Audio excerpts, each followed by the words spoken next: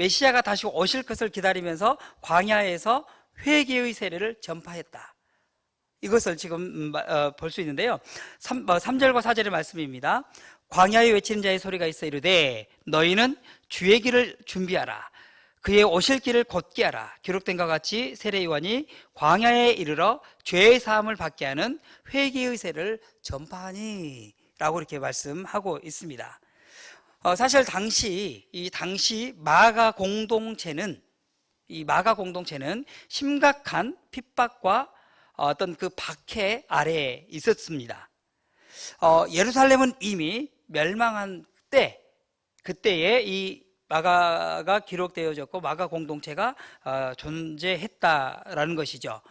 특별히 마가복음 13장을 이렇게 보면은요, 예루살렘 성전이 돌 하나도 돌 위에 놓이지 아니하리라 라고 하는 이런 말씀들이 기록되어 있는 것을 볼 때에 당시 이 성전은 이미 무너져 있는 상태였다라고 볼 수 있는 거죠. 그리고 성전 기사에 보면 무화과 나무 저주 사건을 삽입시켜서 이것을 성경을 기록하면서 성전이 저주를 받았다, 그 성전이 무너졌다라고 하는 것을 지금 암시하고 있는 거죠. 또 14절에도 보면은요, 멸망에 가증한 것이 서지 못할 곳이 서 있음을 보거든 유대인에 있는 자들은 산으로 도망하라.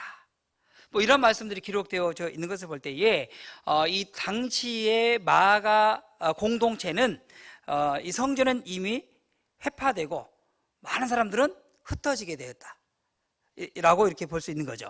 자, 그래서 마가복음 13장 9절에서부터 13절은 특히 공동체가 박해 아래 있었음을 여실하게 보여주고 있는데요, 9절은 이렇게 말씀합니다. 사람들이 너희를 공의에 넘겨주겠고 너희를 회당에서 매질하겠으며 나를 인하여 너희가 관장들과 임금들 앞에 서리니 이는 저에게 증거가 되려 함이라. 이렇게 기록을 하고 있는 거죠. 자, 여기서 공의회와 회당이라고 하는 것은요, 이 공동체가 유대의 어떤 그 관할 아래에 있었음을 보여주는 것이고요, 마가 공동체가 박해 아래에 있었다는 것을 볼 수 있는 거죠. 자, 그러니까 지금 이 마가 공동체는요, 두 가지 측면에서 위협을 당하고 있었습니다. 한쪽은 유대 공동체였고 또 하나는 로마의 관할 아래에 있었기 때문에 로마로부터 공격을 받고 있는 그런 굉장히 어려운 상황이었던 것이죠. 자, 우리가 잘 알고 있는 이 씨 뿌리는 자의 비유에서도 보면은요, 사탄의 출현, 환난이나 핍박이 일어날 것, 세상의 염려에 대한 이런 언급들이 나오면서 8장 34절에서 어떻게 말씀하고 있냐면요, 자기를 부인하고 자기 십자가를 질 것을 공고하고 있습니다. 오히려 이렇게 엄청난 핍박과 고난 앞에서 성도들에게 지금 권면하고 있는 게 뭐냐면 자기를 부인하고 자기 십자가를 지고 주님을 따르는 삶이 돼야 된다라고 이렇게 이야기를 하고 있습니다. 여러분 한번 상상을 해보십시오. 나에게 힘들고 나에게 고난이 있으면 내가 내 자신을 버리고 십자가를 먼저 따르겠습니다 라고 하는 고백이 나오나요? 아니면 원망과 어떤 불평이 나오나요? 사실 우리 보통 사람들은 고난이 다가오면 주님, 내가 내 십자가를 지고 주님을 따르겠습니다, 뭐 이런 고백보다는 사실은 왜 나에게 이런 고난이, 하나님 왜 나에게 이런 고난을 주십니까? 라고 한탄한다거나 불평을 하는 그런 모습들이 있지만, 오늘 보니까 성경 말씀은 나를 따르라, 그것도 나의 십자가를 지고 따르라라고 이렇게 권면하고 있는 거죠. 사실 지금 계속해서 말씀드리지만 이 마가 공동체는 계속해서 굉장히 어려운 상황에 있었습니다. 그래서 심지어는 이제 마가복음 10장 29절에도 보면은요, 예수와 복음을 위하여 집과 형제와 자매와 어미와 아비와 자식과 전토를 벌일 것이다 라고까지 이야기를 하고 있습니다. 자, 마가가 기록하고 있는 예수님의 이 모습은 영화와 명예를 구하는 일종의 그 야고보와 요한을 향해서 너희가 나의 마시는 잔을 마실 수 있느냐라고 이렇게 물었습니다. 자, 그러니까 다시 말씀드리자면 어떻게 보면 예수님의 나라가 올 때에 한쪽은 좌정승, 한쪽은 우정승, 어떤 권력의 핵심 자리를 차지하려고 하는 그 욕망 가운데 있었던 이 야고보와 요한을 향하여 정말로 너희가 내가 마시는 그 잔을 마실 수 있느냐라고 이렇게 반문을 하는 거죠. 그러면서 억지로라도 예수의 십자가를 지고 간 알렉산더와 루포의 아빈, 구레네, 시몬의 이야기를 통해서 정말로 십자가를 지고 살아가는 제자의 삶이 무엇인지를 우리 마가는 우리에게 보여주고 있다는 것이죠. 사실은 우리가 그만 계속해서 말씀드렸던 것처럼 이 마가 공동체는 엄청난 핍박 아래 있었기 때문에 고난의 교회라고도 이렇게 불려지기도 합니다. 안으로는 거짓 그리스도가 일어나고 밖으로는 악한 자들이 나타나서 계속해서 공동체를 위협하고 있었다는 것입니다. 자, 이런 상황 속에서 마가는 다른 복음서와 좀 달리 바로 본론으로 들어갑니다. 왜? 좀 급했던 것 같아요. 이 메시지를 바로 빨리 전해서 이 메시지를 바로 받아들여야 되기 때문에 어떻게 보면 마가는 조금 급했던 것 같아요. 그래서 예를 들자면 마가복음에는 족보라든가 어떤 장엄한 어떤 그 강론이나 서론, 뭐 어떤 신학적 논쟁들 이런 쪽 내용들은 거의 빼두고 하나님의 뜻을 받들고 사람을 위해서 일하는 종으로 오신 예수님을 바로 묘사를 하고 있고 그 예수님을 강조하고 있다는 것입니다. 그래서 마가복음은 예수님을 어떻게 묘사를 하고 있냐면 종의 복음, 소복음, 인간들을 섬기기 위해서 이 땅에 오신 예수님을 묘사하고 있다는 것입니다. 자, 그러면서 마가는 하나님의 아들 예수 그리스도의 복음이라는 사실을 선언함으로써 앞으로 전개될 내용과 성격이 어떻게 되는지를 분명하게 보여주고 있는 것이죠. 자, 우리가 여기서 한 가지 눈여겨보아야 될 것이 뭐냐면요, 1절에 보면 복음의 시작이라는 단어입니다. 복음의 시작. 이 시작이라는 단어는 헬라어로 아르케라는 이 단어인데요, 이 시작이라는 단어는 조금 더 깊은 의미가 있습니다. 이것은 뭐냐면요, 인간의 구원을 위한 재창조의 시작임을 보여주는 말씀이에요. 이게 무슨 말이지? 재창조라고 한다면 원래 창조가 있었다는 이야기잖아요. 그럼 여기서 원래 창조는 무엇을 의미하는 걸까요? 창세기 1장 1절에 태초에 하나님이 세상을 천지를 창조할 때 하나님이 이 태초에서는 천지를 창조하셨는데 이제 마가복음은 어떻게 말하고 있냐면 복음의 시작이라, 그러니까 예수 그리스도의 복음으로 인해서 새롭게 재창조되어진 인생, 그런 삶에 대한 이야기를 하겠다라고 하는 것이죠. 자, 이러한 선을 보다 더 강하게 강조하고자 예수님의 탄생 기사나 어떤 족보나 이런 것들을 다 제거하고 기록하지 않고 바로 단도직입적으로 이 예수님의 길을 예비하고 있는 세례 요한의 사역을 바로 언급하고 있다라고 하는 것입니다. 그래서 마가는 세례 요한의 사역을 기록함에 있어서 다른 복음서 달리 바리새인과 사두개인 그리고 세리와 군병에 대한 접촉 이런 그 내용들은 다 생략하고 그 메시지가 바로 메시아의 출현을 예고한다라고 하는 사실을 강조하고자 했다라고 하는 것이죠. 자, 다시 한번 그 이유를 말씀드리자면요, 이 마가복음의 독자가 로마 교회의 성도들이었기 때문에 그들은 세례 요한의 사역보다는 실제적인 구원자인 예수 그리스도에서 관심을 가지고 있었다라고 하는 거예요. 자, 이 말씀을 다시 조금 더 쉽게 풀어보자면요, 마가복음을 읽어야 될 그 대상들은 로마에 있는 그리스도인들이다 이 말이에요. 로마에 있는 그리스도인들은 뭐 유대교에서 개종한 그리스도인들도 있겠지만 또 이방인들 중에서 개종한 그리스도인들도 있었겠죠. 그러니까 사실은 그러다 보니까 세례 요한보다 더 누구에게 관심이 있냐면 예수에게 관심이 있었던 거예요. 특별히 이 마가 공동체는 지금 엄청난 어떤 핍박 아래에 있었기 때문에 다른 서론이 필요 없어. 오늘 지금 당하고 있는 이 문제, 내가 지금 당하고 있는 이 고난의 문제를 해결해 주실 수 있는 그 예수 그리스도의 메시지가 필요했던 것이죠. 그래서 마가는 이 마가 공동체를 향해서 다른 서론은 필요 없고 바로 그냥 본론으로 들어가는 그런 구조로 지금 이 복음서를 기록하고 있다라고 하는 것입니다. 자, 그래서 이 마가는 예수 그리스도의 복음을 바로 증거하면서 고난을 당하고 있는 성도들을 위로하고 인내하면서 궁극적으로는 승리의 신앙의 길로 가도록 권면하고자 이 마가복음을 기록하게 되었다라고 하는 것이죠. 자, 이런 상황 속에서 우리는 주님의 오심을 기다렸던 세례 요한에게서 기다림의 신앙의 자세, 예수님을 기다리는, 다시 오실 예수 그리스도를 기다리는 그런 신앙의 자세를 배울 수 있는데, 그것은 바로 뭐였냐면 주의 길을 예비하는 자, 주의 길을 준비하는 자, 이 삶을 살았다라고 하는 것이죠.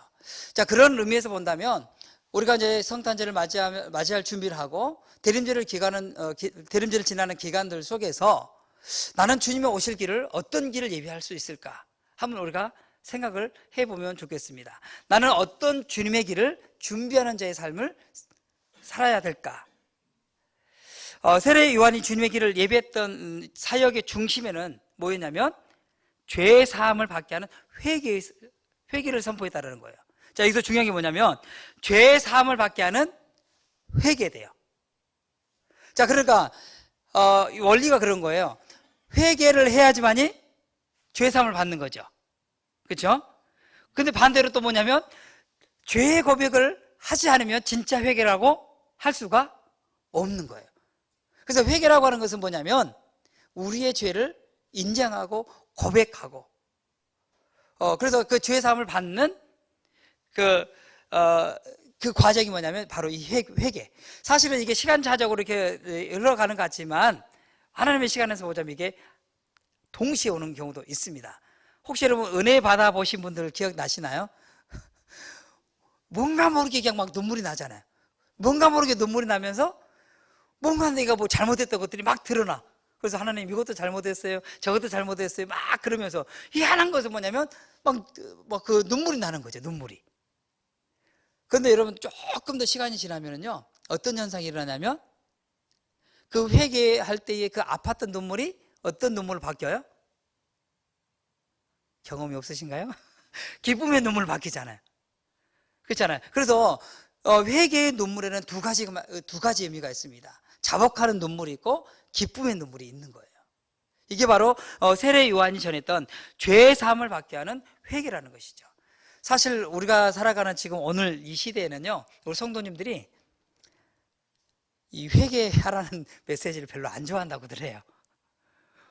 그래서 이 그러니까 이 설교단에서도 회개하라고 이렇게 강하게 촉구하기가 어려운 상황이다라고 설교자들이 많이들 이야기를 합니다. 그리고 회개하라 그러면 우리 성도님들이 조금 시험 받기도 하고 이런 부분이 있어가지고 이 부분에 대해서 강하게 전하지 못하는 경우들이 있는데 세례 요한은 그렇지 않았어요. 철저하게 죄의 사함을 받게 하는 회개를 선포했다라는 것이죠. 그래서 이런 그 모습들, 그래서 이 세례 요한은 이 죄 사함을 받게 하는 회개를 통해서 자신들의 죄를 자복하게 하고 그 모든 죄로부터 돌이키게 했다라고 하는 거. 그래서 이렇게 이 회개를 하고 돌이키는 사람에게 우리가 베푸는 예식이 있죠. 그게 뭐예요? 세례. 세례는 그래서 죄 사함을 받고 회개한 사람에게 이제 죄의 자녀가 아니라 의의 자녀가 되었습니다 라고 하는 것을 인치는 예식입니다. 그래서 세례의 사건은 우리 기독교 예식에서 굉장히 중요한 예식인 거고 또 우리 교회 공동체로 들어오는 첫 번째 관문이다 라고도 할 수 있습니다. 그래서 세례 요한은 세례에 합당한 회개를 선포했고 그 메시지가 죄의 사함을 받게 하는 회개의 세례였다라고 이렇게 이야기를 하고 있습니다. 회개는 자신의 잘못과 죄악을 인정하면서 하나님으로부터 멀어진 삶에서 하나님께로 돌아가는 것입니다. 사실 돌아가는 거예요. 내가 하나님으로부터 너무 멀리 왔구나, 하나님의 뜻에서부터 너무 멀리 벗어났구나 라고 하는 것을 인정하는 순간 우리는 어떻게 되냐면 돌아가야 되겠다. 마치 탕자가 그 힘들고 어려운 상황 속에서 뭘 기억했냐면 아버지의 집을 기억했잖아요. 그리고 그 아버지의 집을 기억하는 순간 돌아가야 되겠다, 방향을 바꿨습니다. 이게 바로 회개였다는 것이죠. 그래서 회개는 뭐냐면 하나님으로부터 이렇게 멀리 왔던 내 삶이 다시 하나님께로 돌아가겠습니다 라고 하는 일단 의지, 결단. 그래서 하나님께로 돌아가는 신앙의 어떤 그 기초가 되는 것이다, 이렇게 볼 수 있는 것입니다. 그래서 세례 요한이 외쳤던 회개의 세례는 곧 하나님으로부터 멀어진 삶, 하나님으로부터 떠난 삶에서 돌아오라는 외침이었던 것이죠. 자, 그러면 우리가 좀 더 구체적으로 주님의 오심을 기다리면서 주의 길을 예비하는 그 핵심 내용은 무엇이어야 될까요? 예수님을 모르는 자들이 있다면 회개하고 돌아오세요. 회개하고 예수 믿으세요. 이 회개를 선포하는 전도를 하는 것, 이게 바로 주의 길을 예배하는 자의 삶이 될 수 있다는 것입니다. 그래서 이번 우리가 성탄절을 맞이하면서 어떤 길을, 누구를 주께로 인도할 것인가 기도하면서 주의 길을 예배하는 그런 삶이 되셨으면 좋겠습니다. 자, 두 번째로 뭐냐면요, 두 번째로 보면 세례요한에게서 볼 수 있는 게 뭐냐면 악을 거부하는 삶의 방식이었다는 거예요. 어떻게 악을 거부하는 삶의 방식일까요? 자, 6절을 보면 이렇게 기록하고 있네요. 요한은 낙타털 옷을 입고 허리에 가죽띠를 띠고 메뚜기와 석청을 먹었더라. 이 이야기는 우리 너무 많이 들었던 이야기잖아요. 그렇죠? 자, 당대에 이 세례 요한은 우리가 알다시피 매우 존경받는 신앙의 지도자였습니다. 물론 중심의 지도자는 아니었고 사이드에서 그래도 굉장히 메시아의 반열에 있었던 선지자급에 있었던 굉장히 위치에 있었던 존경받았던 그런 사람이었죠. 이 세례 요한은요, 선지자적 어떤 상상력이 있었을 뿐만 아니라 어떤 종교적인 사명도 굉장히 불타고 있었던 사람이었습니다. 그런 사람이 광야에 출현했다라고 하는 것은요, 새로운 시대를 선포하고 충성스러운 주의 사자가 광야에서 출현될 것이다 라고 하는 그 말씀이 예언됐다라고 이렇게 봤던 거예요. 자, 그래서 출애굽기 23장 20절에도 보면 이 광야에서 충성스러운 주의 사자가 나타날 것이다 라고 예언되었는데, 세례 요한의 출현은 마치 그런 선지자가 나타났다라고 하는 것이 성취됐다라고 하는 것 정도로 그만큼 굉장히 의미 있는 그런 사람이었다라고 여겨졌고 그렇게 해석이 되었던 것이죠. 그래서 이사야 선지자는 유대 지역에 메마르고 황량하여 식물이 자랄 수 없는 그런 불모지 같은 땅을 광야라고 했습니다. 어렵고 황량한 상황 속에서 처한 백성들에게 에스겔과 다니엘 선지자들은 외치는 자의 소리로 등장했던 것이죠. 그러니까 광야에서 외치는 자의 소리는 구약에서부터 일종의 선지자의 반열에 있었던 그런 그 예언되어졌던 사람이 이제 세례 요한에서 이어져서 그게 성취되고 있었다. 그러니까 유대 사회에서는요, 이 세례 요한은 거의 선지자급이었던 거죠. 다시 말씀드리면요, 조금 더 적극적으로 이야기하자면요, 말라기 선자로부터 말라기 선자까지 이 선지의 끝이 예언이 끝났잖아요. 그래서 그리고 중간기가 시작이 되는데, 중간기의 역사를 끝내고 신약의 시대를 열었던 첫 번째 사람이 누구였냐면 바로 세례 요한이었단 말이에요. 그러니까 세례 요한은 엄청난 주목받는 사람이었다는 것이죠. 그래서 이 광야에서 외치는 자의 소리라고 하는 것은 다시 말하자면 선지자급이다. 선지자급. 자, 그런데 중요한 것은 또 뭐냐면 여기서 이 세례 요한은 자기가 전한 메시지를 말씀이라고 하지 않았어요. 소리라 그랬죠. 소리. 그럼 한 가지 퀴즈를 내볼게요. 소리와 말의 차이가 뭘까요? 소리와 말의 차이. 소리는 의미 없이 지나가는 소리, 그냥 소리예요. 그러니까 부모님이 자녀한테 이야기하면 자녀는 부모님의 말을 말씀으로 받나요? 그러면 정말로 착한 아이들이죠. 근데 거의 보면 부모님의 말은 다 소리요, 소리. 한 귀로도 한 귀로 흘려. 잔소리, 제 것도 잔소리. 소리라고 하는 것은 의미 없이 통과되는 그냥 노이즈 같은 거죠. 그러나 말씀은 의미가 있는 거예요. 그래서 세례 요한은 사실은 굉장히 의미 있는 메시지였음에도 불구하고 자신의 메시지는 그냥 소리에 불과하다. 그렇지만 그 뒤에 오실 예수 그리스도가 진짜다. 거기에 진짜 메시지가 있다라고 그 역할들을 감당했던 것이죠. 자, 그런데 중요한 건 뭐냐면, 우리가 이해해서 보고 싶은 건 뭐냐면요, 이 세례 요한이 이렇게 선지자적인 위치에서, 반열에서 엄청난 영향력을 행사했음에도 불구하고 그는 오늘 말씀에서처럼 정말 볼품없고 거친 낙타털 옷을 입고 그것도 광야에서 살았다는 것입니다. 여러분 생각해 보십시오. 외모만 봤을 때에 이런 그 볼품없는 옷을 입고 있었을 때에 어떤 권위나 어떤 권세나 이런 것들이 잘 보여질까요? 사실은 그냥 지나가는 남루한 한 사람인가 보다 라고 이렇게 쉽게 치부할 수밖에 없을 그런 행세를 하고 있었단 말이에요. 그래서 그는 어떤 화려함보다, 어떤 중심, 왕궁의 문화보다 그야말로 하층민들이 먹던 그런 음식을 먹으면서 스스로를 정결하게 유지했다라고 하는 것입니다. 자, 그럼 여기서 우리가 한 가지 유추해 볼 수 있는 것은 뭐냐면요, 세례 요한은 그렇게 많은 사람들로부터 추앙을 받았고 존경을 받았지만 그의 삶은 항상 중심에 서지 않았다라고 하는 거예요. 왕궁 문화를 추구하지 않았다는 것이에요. 권세 문화를 추구하지 않았다는 것입니다. 늘 하층민의 삶 속에서 저항하는 삶을 모습을 보여주셨다라고 하는 것이죠. 그래서 낙타토롯을 입고 허리에 가죽띠를 띠고 메뚜기와 석청을 먹었다라고 하는 것 자체가, 그것 자체가 벌써 저항하는 모습, 하나님 나라에 반하는 그런 악한 권세들에 대해서 반하는, 저항하는 그런 삶의 모습을 보여주었다라고 하는 것입니다. 자, 그는 철저하게 척박하고 메마른 광야에서 생활을 했습니다. 이런 삶의 방식은 로마 제국이 제공하는 화려하고 달콤한 삶의 방식에 대한 거부하는 삶의 태도였다는 것입니다. 어떻게 보면 이 세례 요한도 이 급진적인 삶의 방식을 통해서 메시지를 전했다는 것입니다. 여기서 급진적이다라는 말은요, 사실 조금 오해가 있을 수 있는 말이긴 한데, 이걸 정치적으로 보면 일종의 이제 그 반사회적인 운동을 하는 그런 단체로 볼 수 있는데, 성경에서 말하는 이 급진적이다라고 하는 것은 무슨 말씀이냐면요, 예수 그리스도의 복음이 하나님 나라에 반하는 기존의 질서들을 파괴하고 하나님 나라의 새로운 가치, 질서를 세운다라고 하는 차원에서의 급진적이라는 것입니다.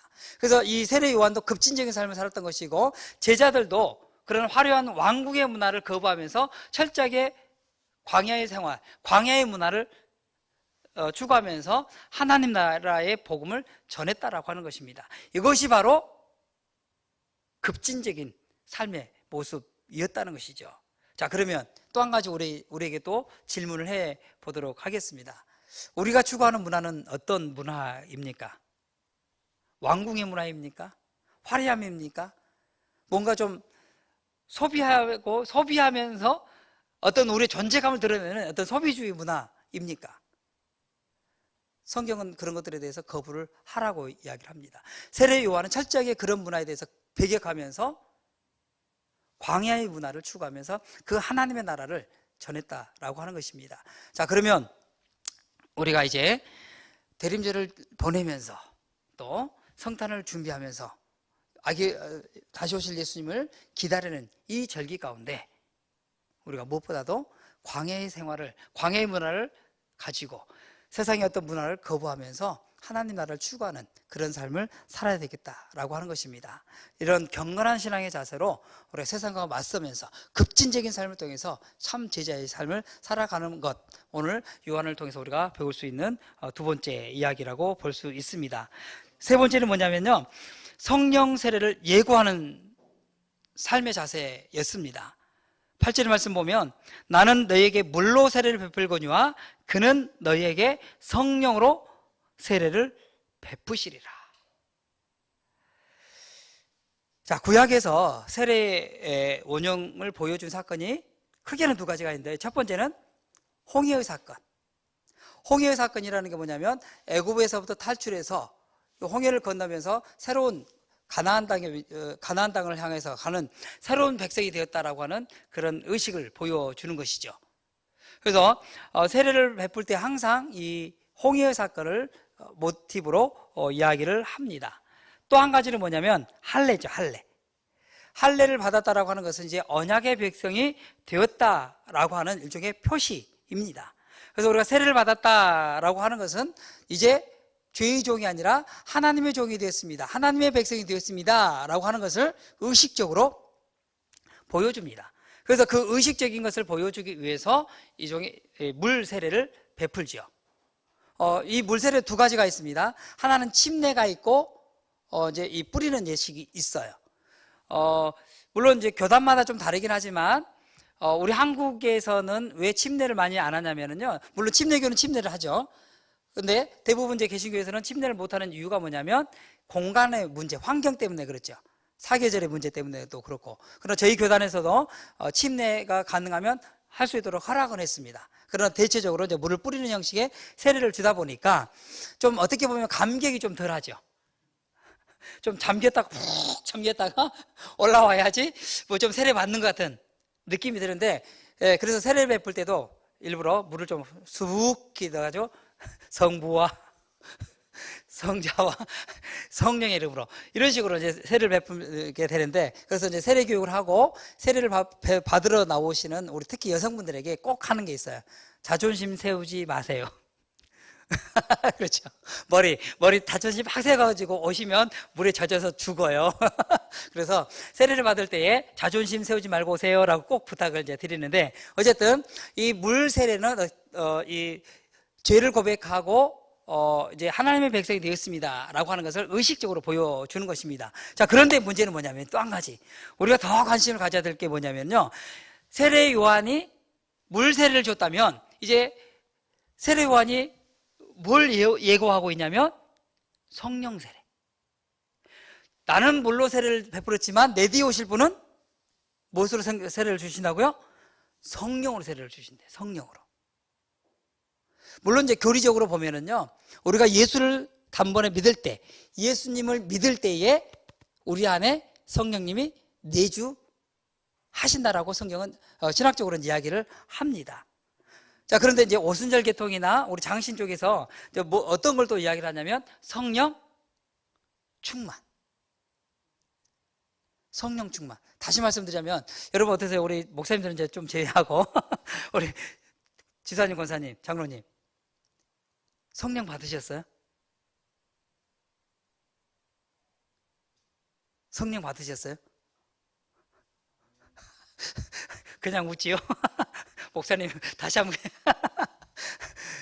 사실은 이거 저희들이 이 성령 받았다라고 하는 부분들을 이론적으로 설명하기가 참 어려워요. 참 어려워요. 이것은 일종의 저는 제가 볼 때는 체험이고 경험인 것 같아요.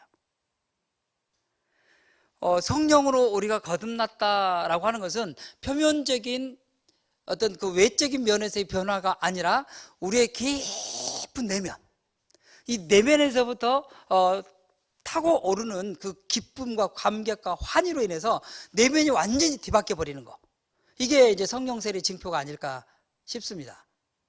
그래서 우리가 돈 안 들이고 예뻐지는 비결이 있어요. 돈 안 들이고 성형수술 할 수 있는 비결이 있어요. 그게 뭘까요? 지사님, 그런 비결이 있으면 좋겠죠. 그게 바로 뭐냐면 성령 세례를 받으면 돼요. 성령 세례를 받으면요, 하나님께서 성령이 불로 우리가 임한다 그랬잖아요. 성령이 불같이 임하셔가지고 우리의 죄악들, 우리의 더럽고 추악한 것들을 다 태워주신다는 이 말이에요. 우리의 근심 걱정까지 다 몰아내주시고 우리 안에 말씀이 통치하기 때문에 그 말씀 안에서 우리가 엄청난 기쁨과 환희를 느낀단 말이에요. 그러면 여러분 생각해 보세요. 마음이 기쁘면 그게 뭐 어디로 나올까요? 얼굴로 나와요. 얼굴로 나와. 근데 은혜 받은 사람들은 그래서 얼굴에서 광채가 난다 그러잖아요. 물론 막 이렇게 광채가 나는 것처럼 보일 수도 있겠지만 사실 어디서부터 나오냐면 얼굴에서부터 나와요. 얼굴에서부터.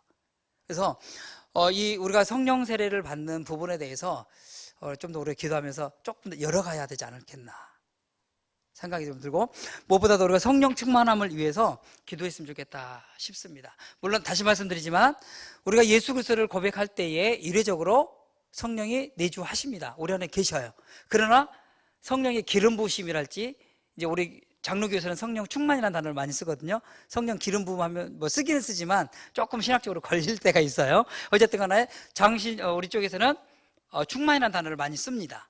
그래서 충만하기 위해서 우리가 더 기도해야 되고 더 사모해야 되고 더 간절히 찾고 부르짖을 때에 분명히 성령께서 우리 가운데 찾아와 주시고, 그러므로 인해서 어떤 현상들이 일어나냐면 우리가 알 수 없는 놀라운 능력들이 나타납니다. 뭐 예를 들면 뭐 방언을 한다거나 뭐 신유의 은사가 나타난다거나 뭐 예언하는 은사가 나타난다거나 이건 성경에 있잖아요. 그래서 예수님께서도 제자들을 파송할 때 제가 깜짝 놀란 것 중에 하나가 뭐냐면 몰랐던 이야기는 아니었거든요. 예수님께서 제자들을 파송할 때 꼭 뭘 주셨어요? 뭘 주셨을까요?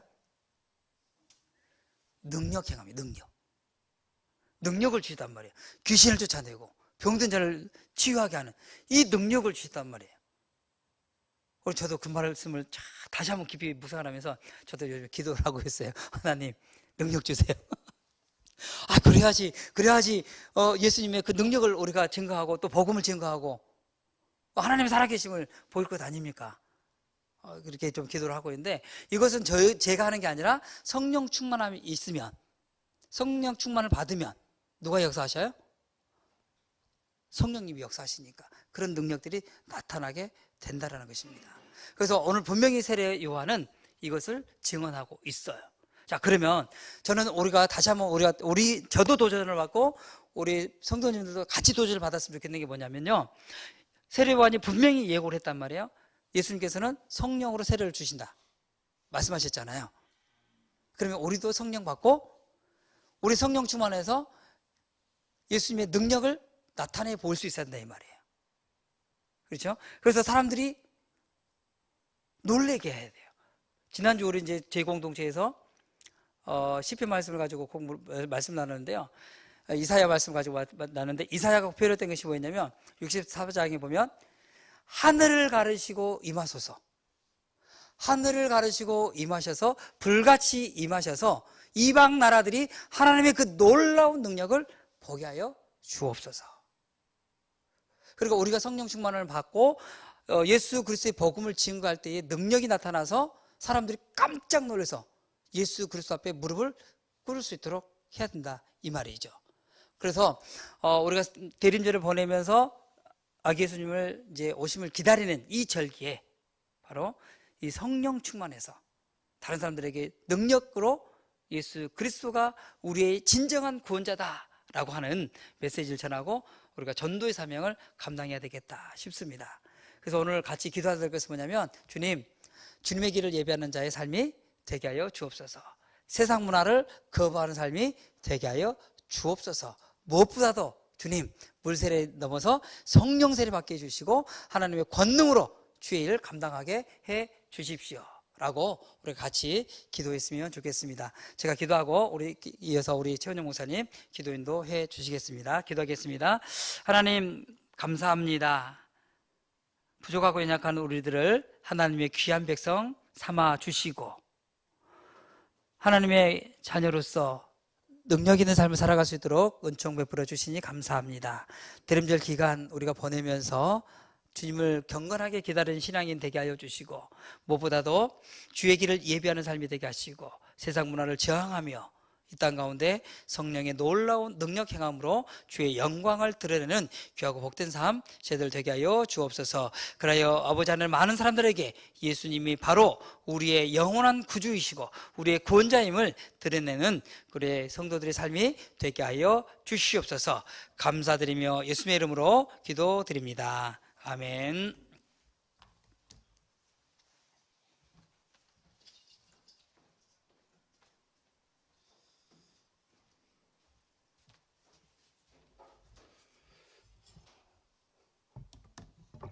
이 금요 철야는 제가 기다려져요. 왜? 은혜 받는 날입니다. 우리 강단에 우리 목사님들이 설교할 때마다 제가 큰 은혜를 받아요. 오늘도 우리 김성훈 목사님 말씀을 통해서 영적인 통찰력과 인사이트를 얻었습니다. 감사하고요. 우리가 이제 초림과 재림 사이에 존재하잖아요. 그렇죠? 2000년 전에 예수님이 이 땅에 와서 하나님의 나라는 시작했고 아직 하나님의 나라는 재림이 안 됐기 때문에 완성되지 않았지요. 초림과 재림 사이에 놓여있는 교회 공동체를 우리가 종말론적 교회 공동체다. 종말론적 교회 공동체는 어떻게 살아야 되느냐, 오늘 말씀이 기준이 아닌가 싶어요. 왜 아직 주님이 오시지 않았잖아, 그렇죠? 그런데 이미 오셨고 아직은 오지 않으셨어요. 뭐 내일이 종말이 될 수 있고 잠자다가 주님이 재림이 오실 수 있잖아요. 어떻게 살아야 되느냐? 잘 살자. 어떻게 살아야 되느냐? 세마포 옷을 입어야 되지 않느냐, 그렇죠? 우리 신랑을 맞이할 신부는 어떻게 해요? 깨끗해야 하잖아요. 깨끗하다. 바로 오늘 세례 요한이 회개의 소리를 선포했잖아요. 회개해야 된다. 우리 성도들이 너무 세상에 취해서 살다 보면 타락해져요. 근데 타락했던 마음을 어떻게 씻어야 돼요. 그래서 우리 종말론적인 교회 공동체는 회개를 해야 된다. 회개. 세례 요한처럼 회개. 나도 회개해야 되고 여러분도 회개해야 되고, 그래서 깨끗한 성도가 많게 되면 그 다음에 천국이 보이지 않겠느냐. 사람이 더럽기 때문에 앞이 안 보여요. 그리고 이 세례 요한처럼 좀 너무 편안하게 살지 않고, 세례 요한은 제사장의 아들로서 광야에서 거칠은 음식과 추위와 또 뜨거운 태양 아래서 홀로 고된 시간을 보냈잖아요. 그것이 그의 능력이에요. 너무 사람 많은데 물 좋은데 그 다음에 이익이 되는 곳에만 돌아다니면 안 돼요. 우리 그리스도인들은 침묵의 영성이 필요해요. 나 홀로 주님과 싸우는 기도의 시간, 말씀을 묵상하는 그 혼자만의 그 깊은 시간이 내면에 영적인 내공이 생기거든요. 그래야 이기잖아, 그렇죠? 박준영 안수집사님, 그래야 남은 생에 살지요, 그렇죠? 그래 무너지지가 않아요. 우리가 마르다처럼 살면 무너져요. 마리아처럼 살아야 되잖아요, 그렇죠? 우리 범푸른 교회나 우리 공동체들이 좀 그렇게 살았으면 좋겠다. 그리고 성령 받아야 돼요. 그래야 이기지. 죄와 싸워서 이기지, 그렇죠? 성령 충만 받아야 됩니다.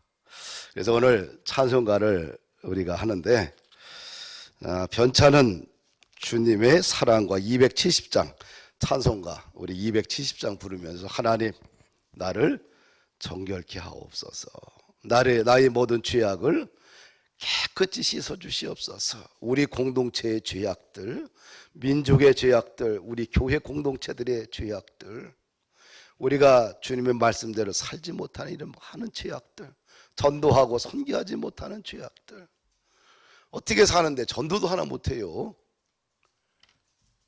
이렇게 하면 참 마음에 부담 생기죠. 저도 부담이 돼요. 교회가 전도를 잃어버린다는 것은 말씀에서 굉장히 멀어지게 회개해야 돼요, 그렇죠? 예. 그래서 기도할 때마다 대표 기도자들은 눈물로 기도해요. 우리 교회 공동체 하나님 전도가 회복되게 하옵소서. 10명이 아니라 100명, 1000명씩 전도할 수 있는 사람이 나타나게 하옵소서. 그렇죠? 전도 못하면 애래도 나야 돼. 그렇죠? 예. 한 명 안에 10명씩 나면 되는 거예요. 하여튼 변찮은 주님의 사랑과 우리 같이 부르면서 우리의 모든 죄악을 내려놓고 씻음 받기를 원합니다.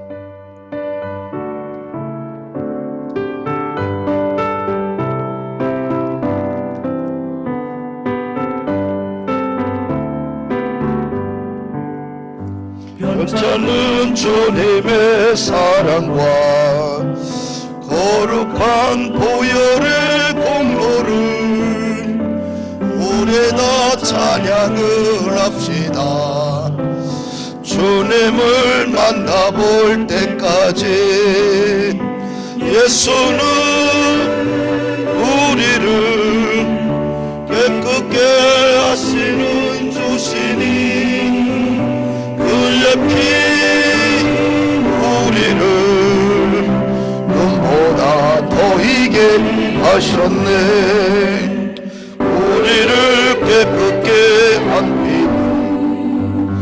무궁한 생명의 머리새 생명의 구원을 받은 자 하나님 찬양을 합시다. 예수는 우리를 깨끗게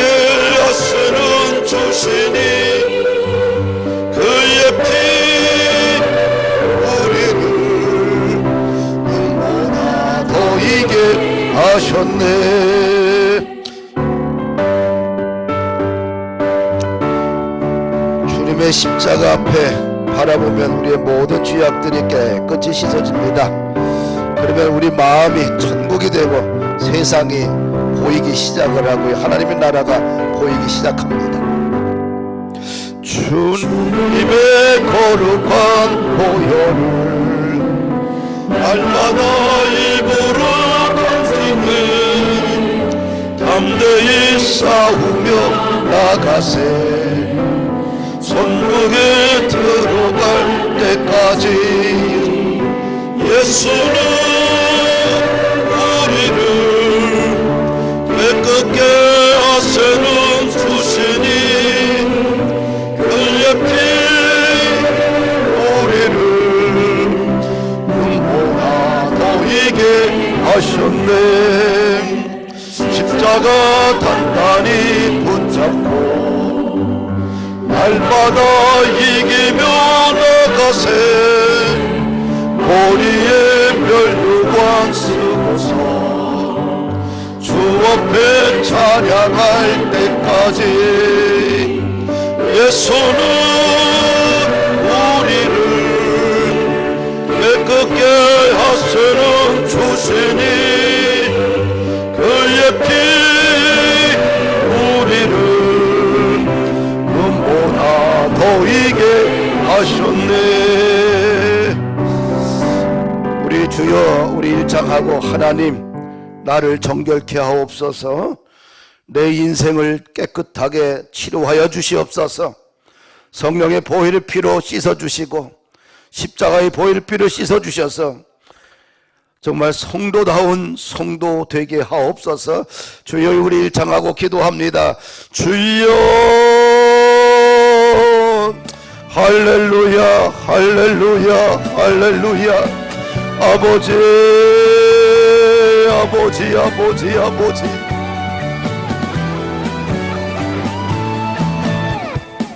할렐루야, 할렐루야, 할렐루야.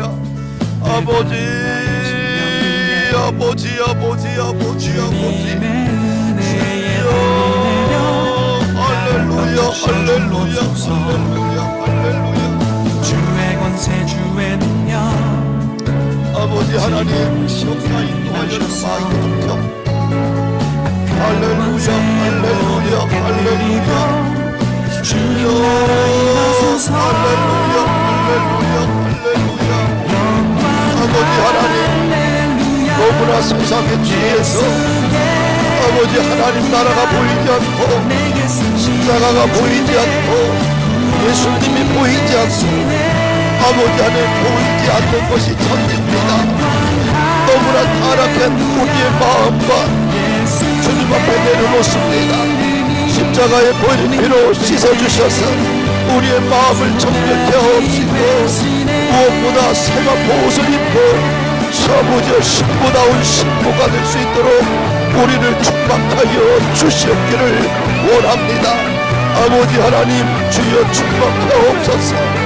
아버지 안에 우리의 공동체의 모든 죄악을 씻어 주시옵소서.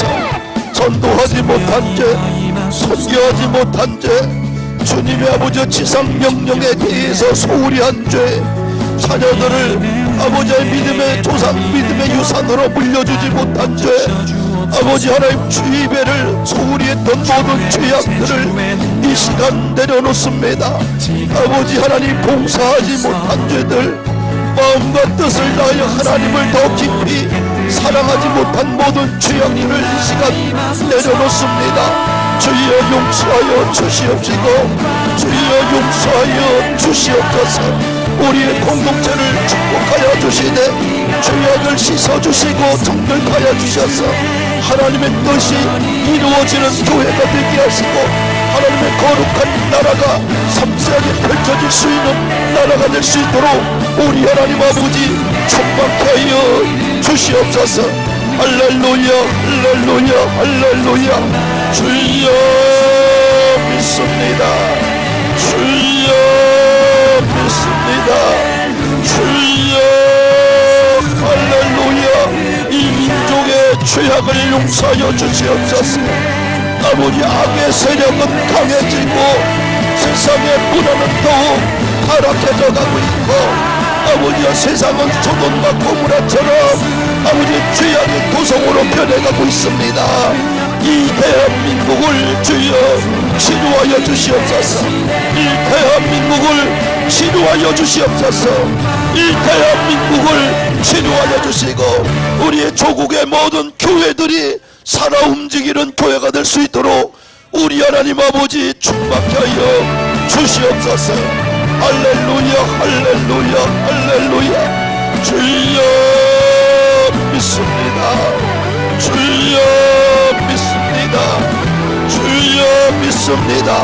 아버지여, 다시 오실 아버지 예수님을 맞이하는 신부로서 정결한 신부가 되어 아버지 하나님 칭찬받는 친구가 되기를 원합니다. 우리를 그렇게 사용하여 주시옵시고 우리 교회와 가정과 일터와 우리의 인생 가운데 아버지 하나님 거룩의 바람이 불게 하시고 성결의 바람이 불게 하여 주시옵시고 아버지 하나님 깨끗한 아버지 역사가 일어나게 하여 주시옵소서. 주님 나라 임하소서. 영광 할렐루야. 예수의 그 피가 내게 승리 주네. 구원이 되시네. 제가 그 기도원 공사를 한 3주째 하고 있는데요. 뭐 일하다가 또 급한 일이 있으면 또 올라갔다 바로 내려가고 3주 하니까 좀 힘들긴 해요. 근데 거기서 같이 이제 일하는 분들이 있어요. 일하는 분들이 있는데 6시면 딱 일 시작을 해요. 깜깜한데 준비를 하고, 그리고 밥 먹는 시간 한 15분 20분 먹고 또 일하고, 한 번도 쉬지 않는 거야. 내가 있거나 없거나. 제가 감동받았잖아요. 그러면서 야, 열심히 산다는 건 축복이다. 어떤 직업을 갖든지 간에 정말 최선을 다해 살고 성실하게 살고 근면하게 살아가는 것은 축복이 아닌가. 뭐 인생 뜨겁게 살지 아니하면 가치가 없지요. 인생은 뜨겁게 살아야 돼요. 마지막 순간까지 뜨겁게 살아야 돼요. 요즘 젊은 아이들 볼 때마다 너무 미지근해. 본인들은 뜨겁다고 얘기하지만 너무 미지근해. 신앙생활도 뜨겁게 해야 돼요. 이게 믿음 생활이에요. 적당한 것은 이건 믿음 생활 아니에요. 우리가 천국을 맛봤는데 예수님을 경험하고 복음을 하는데 뜨겁게 살아야 돼. 뜨겁게 살지 않고 미지근하게 사는 것은 예수님을, 복음을 너무 우리가 깊이 맛보지 않아서 그래요. 한 번이라도 자기 자신에게 미쳐봐야 돼요. 이것이 자신에 대한 예의예요. 한번 미쳐보자. 내 인생에 대해서 미쳐보고, 복음에 대해서도 미쳐보고, 예수님에 대해서도 미쳐보고, 내 일터에서도 한번 미쳐보고, 전도도 한번 미쳐보고. 그래서 갈렙을 보게 되면 85세 나이잖아요. 그때 가나안 땅에 들어가서 여호수아에게 말합니다. 40년 전에 모세가 나에게 약속한 그 험악한 그 산지, 그 땅을 달라. 이 산지를 달라는 거예요. 좋은 땅이 아닙니다. 험악한 지형입니다. 그 땅을 달라. 이 40년간 이 갈렙은 모세가 약속한 그 땅을, 자기가 밟았던 그 땅을 놓고 기도하며 믿음의 비전을 가지고 40년 85세 나이에 그 땅을 바라보고 그 땅을 달라고 그래요. 눈이 흐려지지 않고 이 갈렙과 같이 살아야 되지 않느냐. 그래서 오늘 이 시간은 이 산지를 내게 주소서, 우리 같이 찬양하십시다. 이 산지를 내게 주소서. 그리고 인생이라는 것은 뜨겁게 살아야 될 가치가 있다. 미지근하면 안 된다. 이것이 믿음의 사람들이 살아가야 될 길이다. 하나님, 이 산지를 내게 주소서. 이거 들어요. 예. 같이 일어나서 우리 찬양하십시다. 그러면서 한번 하나님, 마지막 주님이 오시는 그날까지 뜨겁게 살겠습니다. 이 산지를 내게 주소서. 내가 옥토한테 보냈는데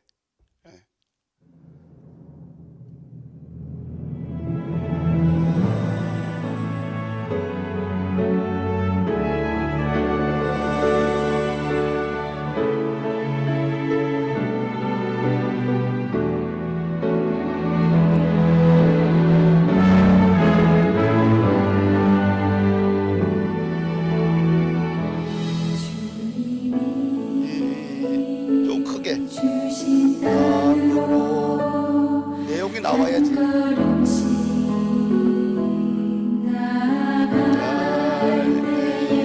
수많은 적들과 견고한 송이 나를 두렵게 하지만 주님을 신뢰함으로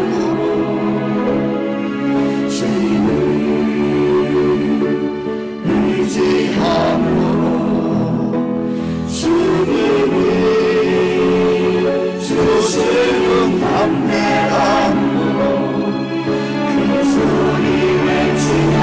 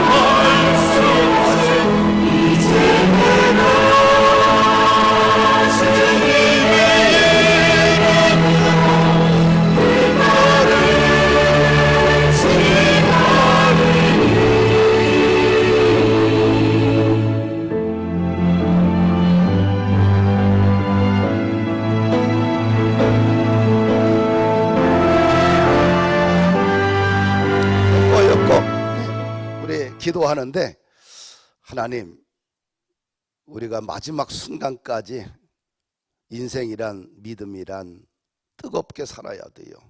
식지 않아야 돼요. 그렇게 살게 하옵소서.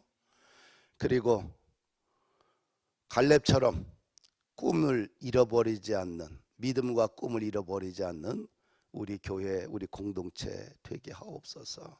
그리고 이제 이 지역은 88만 평은 다 수용돼서 새롭게 새로운 도시가 됩니다. 하나님, 우리에게 주실 이 산지를 허락해 주셔서 교육과 문화와 또 총괄할 수 있는 그런 시스템을 정착한 전도와 선교적인 그런 것을 총망라할 수 있는 그런 예배당 되게 하옵소서.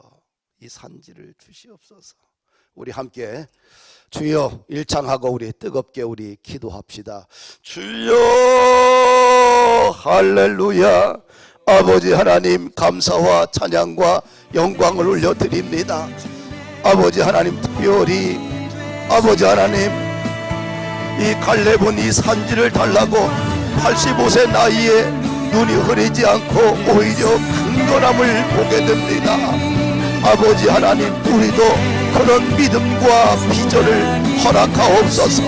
주님이 부르시는 그날까지 우리의 생각이 병들지 않게 하옵시고, 우리의 믿음의 거룩한 도전이 끝나지 않게 도와주시옵시고, 마지막 순간까지 소리쳐 기도하며 주여 이 산지를 달라고 아버지와 강력하게 요구할 수 있는 믿음의 비전을 허락하여 주시옵기를 원합니다. 할렐루야, 할렐루야, 할렐루야. 아버지 하나님, 아버지 하나님, 이 땅에 살아가는 우리들이 아버지 하나님 꿈을 잃어버리지 않게 하옵시고, 정말 뜨겁게 도전할 수 있는 인생 되게 하옵시고, 미지근한 인생, 미지근한 신앙, 아버지 미지근한 아버지 삶의 태도들은 다 버리고, 아버지 하나님, 아버지 정말 성실하게 충성하며 아버지 뜨겁고 강렬하게 아버지 하나님 자신의 인생에 대해서 하나님 주신 시간 속에 미쳐버릴 수 있는, 정말 최선을 다할 수 있는 우리의 공동체가 될 수 있도록 인도하여 주옵소서. 할렐루야, 할렐루야, 할렐루야. 우리가 선택한 교회를 향하여서 정말 아버지 하나님, 정말 주님을 뜨겁게 사랑하게 하옵시고, 아버지 주님이 우리에게 주신 사명들을 뜨겁게 아버지 감당할 수 있는 우리의 공동체 되게 하옵소서. 미지근한 인생들 신앙들 버리게 하여 주시옵소서. 교회를 위하여 헌신하고 수고하고 봉사하는 모든 주의 자녀들마다 뜨겁게 봉사하고 아버지 하나님 정말 충성된 자 되게 하옵시고 하나님 나라의 길이 남을 수 있는 후회 없는 인생이 될 수 있도록 우리 하나님 아버지 인도하여 주시옵소서. 할렐루야 할렐루야 할렐루야. 너무 세상 쳐다보다가 낙심하고 절망하고 아버지 포기하지 않게 하옵시고 끝까지 믿음의 길을 선한 길을 아버지 달려갈 수 있는 우리들 될 수 있도록 역사하여 주시옵기를 원합니다. 주여 인도하여 주시옵소서. 주여 인도하여 주시옵소서. 할렐루야 할렐루야 할렐루야. 주여 아버지 하나님 갈렙과 같은 아버지 이 산지를 내게 주소서. 아버지 오늘 우리에게 아버지 이 산지가 필요합니다. 이 땅 가운데 우리가 서야 될 자리를 허락하여 주시옵소서. 이 도평동 지역이 아버지 재개발되면서 아버지 우리의 교회도 이전하게 됩니다. 이 산지를 주님이 허락한 산지를 아버지 허락하여 주셔서 그곳이 아버지 하나님 선교의 공동체요 전도의 공동체요 아버지 세계에 선교할 수 있는 기지가 되게 하옵시고 아버지 교육과 문화의 공간이 되게 하옵시고 이 시대를 담을 수 있는 교회 되게 하옵시고 이 시대를 담을 수 있는 교회의 공동체가 될 수 있도록 우리 하나님 아버지 축복하여 주시옵기를 원합니다. 할렐루야 할렐루야 할렐루야. 주여 믿습니다. 아버지 하나님 마지막 순간까지도 아버지 최선을 다할 수 있는 믿음의 거룩한 길을 걸어가는 우리의 공동체가 되게 하여 주시옵소서. 할렐루야 할렐루야 할렐루야. 주여 믿습니다. 우리 하나님 아버지 우리를 축복하여 주시옵소서. 부푸른 교회와 아버지의 좋은 찬미교회 아버지 안에 좋은 비전교회 부푸른 찬미교회 예설교회 모든 사역자들과 성도들을 기억하여 주시옵시고 아버지 한 건물 속에 함께 예배하고 있습니다. 이 공동체 속에 은혜의 바람이 불게 하옵시고 회복의 바람이 불게 하옵시고 성령의 바람이 불게 하여 주시옵시고 아버지 이 공동체에 아버지 모여 싸우니 하나님의 영광이 회복되는 축복이 일어나게 하여 주시옵소서. 할렐루야 할렐루야 할렐루야. 주님 홀로 영광받아 주시옵소서. 주님 홀로 영광받아 주시옵소서. 하나님께서 힘을 주시옵소서. 못 보는 게 사랑하는 성도들에게 성령의 새바람이 불게 하옵시고 아버지 젊은이들이 아버지 예언하고 아버지 어른들이 꿈을 꾸며 아버지 어린 아이들에게 비전을 아버지 갖게 하옵시고 소망이 있는 교회들로 성장할 수 있도록 역사하여 주시옵소서.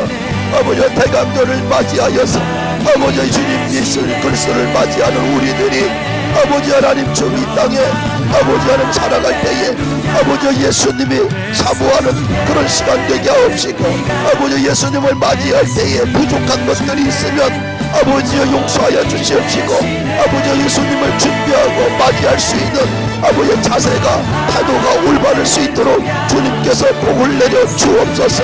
세례 요한처럼 아버지 하나님 예수 그리스도의 오심을 준비하는 우리들 되게 하옵시고 세상의 악과 싸워서 이기게 하옵시고 세상의 논리가 아니라 하나님의 논리대로 살아가는 우리들 되게 하옵시고 아버지여 광야 낙타에서 아버지 광야에 거처하면서 메뚜기와 석정을 먹으며 아버지 그 속에서 견뎌낼 수 있는 믿음의 아버지 거룩한 용장들 될 수 있도록 도와주옵시고 성령 충만한 우리들 되게 하여 주시옵소서.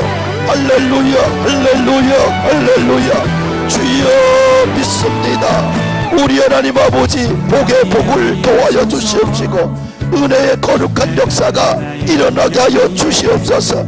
아버지 가정들마다 회복의 영이 함께 없시고 가정들마다 치유의 영이 함께 없시고 가정들마다 아버지 하나님의 은총이 임하는 역사가 일어나게 하여 주시옵시고 가정들마다 잘되는 역사 형통하는 역사 믿음의 역사 비전의 역사 충만의 역사가 가정들마다 일어나는 역사가 일어나게 하여 주시되 예수 그리스도 안에서 하나 되는 은총이 임하게 하여 주시옵소서. 할렐루야 할렐루야 할렐루야. 주님 홀로 영광받아 주시옵소서. 주님 홀로 영광받아 주시옵소서. 영원히 되시네.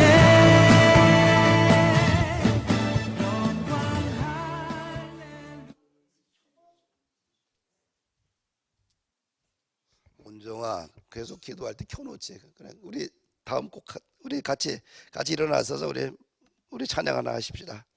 불 켜고 같이 찬양할까요?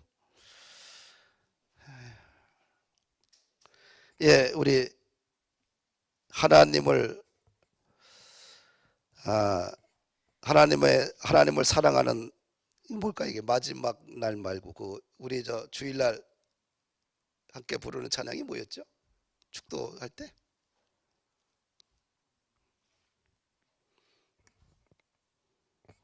하나님의 사랑을 사모하는 자인가? 그렇죠? 같이 찬양하십시다. 예. 예. 하나님 한 번도 나를, 예. 그 찬양 같이 하십시다. 하나님 한 번도 나를, 예.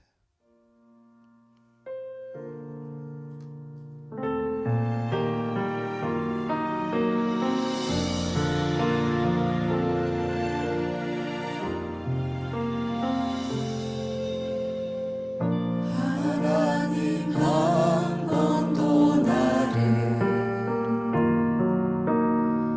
실망시킨 적 없으시고 언제나 공평과 은혜로 나를 지키셨네. 오신 신하신 주, 오신 신하신 주,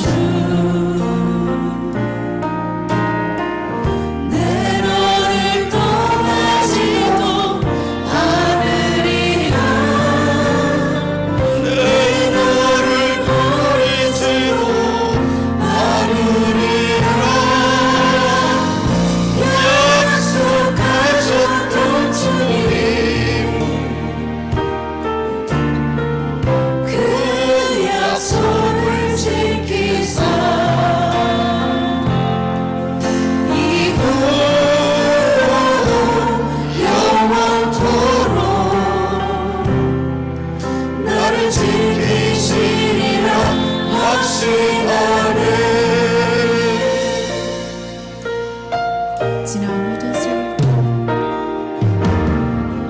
지나온 모든 세월들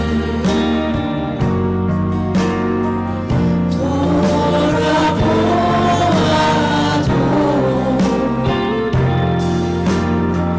그 어느 것 하나 주의 손길 안 미칠 것 소용해. 오신 신하신 주, 오신 신하신 주, 내 너를 떠나지도 않으리라.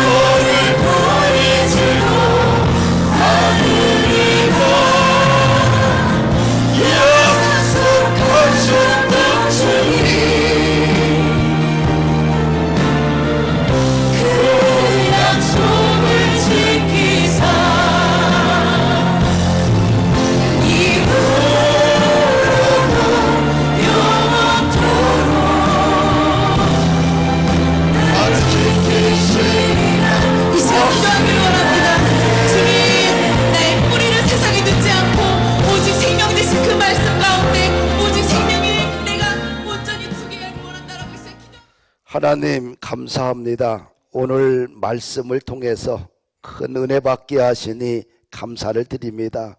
무엇보다 금요 철야 예배에 아버지 하나님 많은 목사님들의 설교를 통하여서 우리가 영적으로 자라게 하시고 깨닫게 하시고 새 힘을 주시니 감사를 드립니다.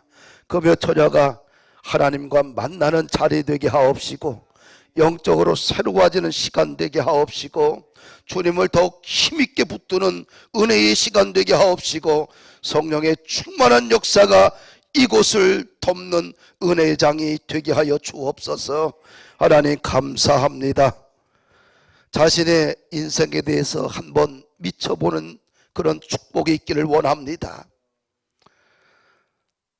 자신의 인생에 대해서 한 번쯤은 정말 최선을 다하여서 다 던질 수 있는 믿음과 비전의 공동체 되기 원합니다. 뜨뜻미지근한 우리의 신앙을 버리고 이제는 복음을 위해서, 예수님을 위해서, 이제는 교회를 위해서, 민족을 위해서, 우리 일터를 위해서 전부를 불살릴 수 있는 그런 확신과 비전과 소망과 열정과 헌신을 허락하여 주옵소서. 12월 아버지 하나님, 이렇게 이 한 해가 지나가고 있습니다. 예수님을 그리워하며 고대하며 사모하는 대강절을 통하여서 우리 속에 있는 모든 죄악들을 씻어내고 아버지 세마포소 입는 신부 되기를 원합니다. 그리하여서 복음이 보이고 하나님의 나라와 의가 보이고 성령이 눈이 열리는 역사가 일어나게 하여 주옵소서. 하나님 감사합니다. 주여, 이 토평동 자리 이때가 아버지 다 수용하게 됩니다. 모든 아버지의 계획 속에서 우리 범푸른 교회가 서야 될 그 자리를 주여 허락하여 주시옵시고 그곳에서 세계 선교와 전도를 감당할 수 있는 본부가 되게 하옵시고 전략적으로 21세기를 준비할 수 있는 교회가 될 수 있도록 우리 하나님 축복하여 주옵소서. 범푸른 교회 속에 함께 예배하고 있는 범푸른 교회와 좋은 비전 교회와 범푸른 찬미교회 예설교회 목회자님들과 사모님 모든 장로님과 선교사 성도님들을 복되게 하시고 그들이 혼연일체 되어 교회를 세우는 일에 앞장서게 하시고 마지막 세상 마지막 때에 하나님의 역사를 창조하는 위대한 교회가 될 수 있도록 우리 하나님 도와주옵소서. 돌아가는 발걸음 복되게 하시고 주의를 축복하여 주시옵시고 주일 속에 성령의 폭포수가 임하게 하옵소서. 예수 그리스도 이름으로 기도하옵나이다. 아멘.